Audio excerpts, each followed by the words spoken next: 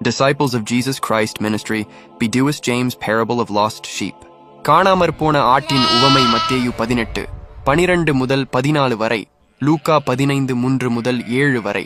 உங்களில் ஒரு மனுஷன் 100 ஆடுகளை உடையவனாயிருந்து அவைகளில் ஒன்று காணாமற் போனால் 99 ஆடுகளையும் வனாந்தரத்திலே விட்டு காணாமற் போன ஆட்டைக் கண்டு பிடிக்குமளவும் தேடித் திரியானோ.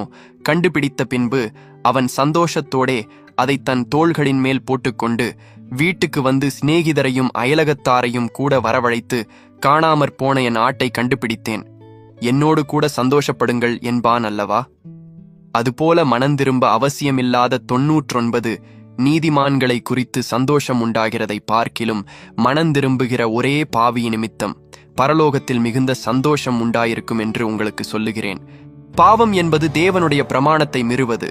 பாவம் எல்லா நிலையிலும் தேவனுக்கு எதிரானது. பாவம் தீமைக்கு வழிவகுக்கிறது.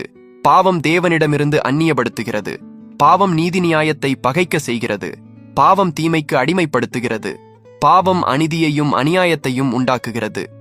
பாவம் தனிமனித வாழ்வில் பெரும் துயரத்தை உண்டாக்குகிறது. பாவம் சாத்தான் மற்றும் அவன் தூதரிடம் தோன்றியது. ஆதாம் ஏவாள் மூலமாக மனிதனிடத்தில் நுழைந்தது. பாவம் சரீர மரணத்தை கொண்டு வருகிறது. பாவங்களின் சில விக்கிரக ஆராதனை, மந்திரம், ஜோசியத்தில் ஈடுபடுதல், பேராசை, பொய், களவு, பொறாமை, கொலை, கொடுமை, விபச்சாரம், முறையற்ற உறவுகள், இச்சை, மோகம், கற்பழிப்பு, வேசித்தனம், மது போன்றவைகள். நீதிமொழிகள் 28:13 தன் பாவத்தை மறைக்கிறவன் வாழ்வடைய மாட்டான், அவைகளை விட்டுவிடுகிறவனோ இரக்கம் பெறுவான் என்று உரைக்கின்றது. எனவே நமது தேவனும் கர்த்தரும் இரட்சகருமாகிய இயேசு கிறிஸ்து பாவத்தை விட்டு மனந்திரும்புங்கள் என்று கூறுகிறார், உவமைகளாக கூறுகின்றார். இந்த உவமையில் ஆடு மனிதர்களை குறிக்கிறது. பாவத்தில் அழியும் மனிதர்களை தேடி வந்து இயேசு கிறிஸ்து ரட்சிக்கிறார், சாத்தானிடமிருந்து காப்பாற்றுகிறார். ஒரு மனிதன் பாவத்தை விட்டு மனந்திரும்பும் போது பரலோகத்தில் சந்தோஷமும் மகிழ்ச்சியும் உண்டாகிறது. பரிசேயன் தன்னை நீதிமான் என்று எண்ணி பாவிகளை தள்ளிவிடுகிறான். இயேசு பாவிகளின் அவர்கள் நோய்களை குணமாக்குகிறார், அவர்களை ரட்சிக்கின்றார், மனந்திரும்ப செய்கிறார், பாவிகளுடன் உணவருந்துகிறார். இயேசு கிறிஸ்து மனந்திரும்புங்கள் என்றும் பாவத்தை ஜெயம் கொள்ளுங்கள் என்றும் கூறுகின்றார். உலகத்தை ரட்சிப்பதே தேவனுடைய செயலும் திட்டமுமாயிருக்கிறது. பரிசேயன் தன்னையும் யூதர்களையும் மட்டுமே சிந்தித்துக் கொள்ளுகிறான். தேவனாகிய இயேசு கிறிஸ்து உலகத்தின் அனைத்து மக்களையும் குறித்து சிந்திக்கிறார்.